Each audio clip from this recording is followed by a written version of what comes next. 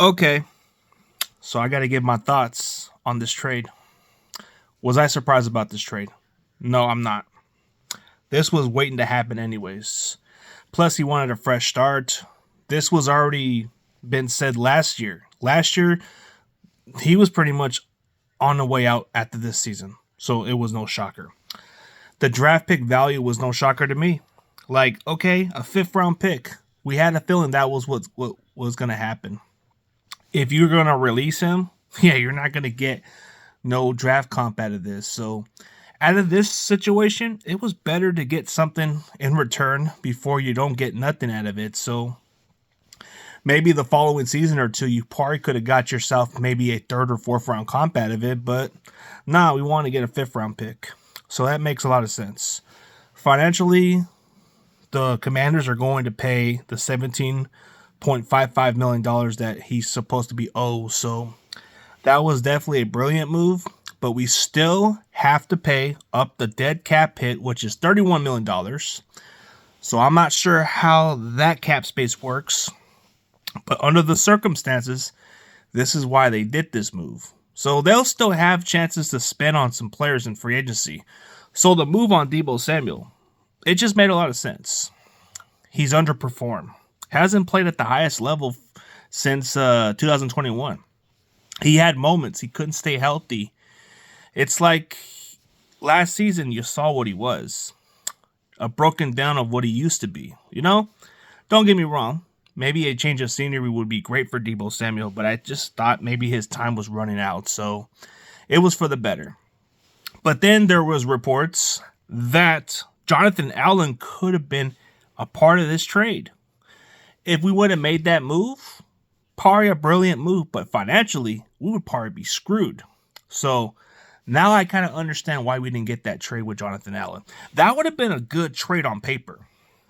But financially, you're screwed. You're going to have to pay Brock Purdy and everybody else. So you're not going to be able to afford certain players. So you got to get rid of certain people who haven't performed up to the level. So it's not a shocker. Getting Deebo Samuel for a fifth round pick may be a L in the offseason, but going into the draft, if the 49ers can get themselves a fifth round player that's from that spot where they got Deebo Samuel in that trade, and he turns out to be good, then this would be just like how we made that trade for Trey Lance for a fourth round pick from the Cowboys. If that pick turns out to be good, then hey, it is what it is, man.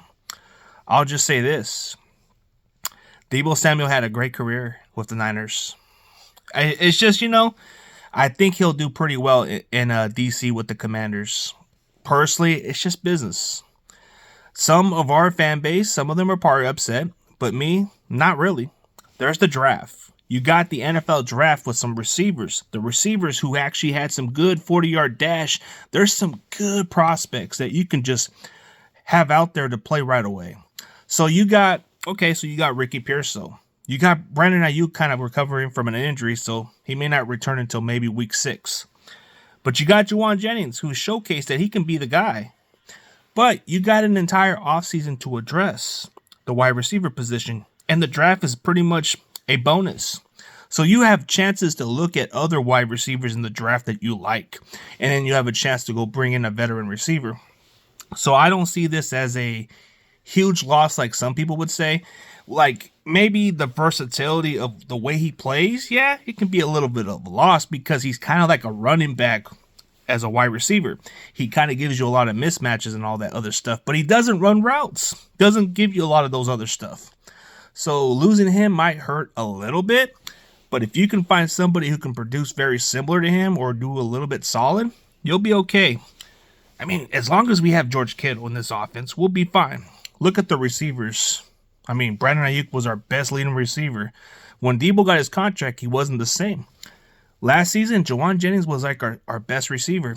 George Kittle was still one of our best tight ends by far, but I feel like when you have Kyle Shanahan, it doesn't matter what wide receiver we have out there. I believe whoever we plug in at wide receiver, they're going to produce. So I say it is what it is. Deebo's going to have a good change of scenery, and I really hope for the best for this guy, but as for the Niners, I think this was pretty much the smart move. Dude, if he wasn't a part of your team plans, you have to move on. It's just business as usual. And you know, if he just doesn't want to be here, you got to give him his wishes. And we did him right. So there's no hard feelings. So good luck in DC.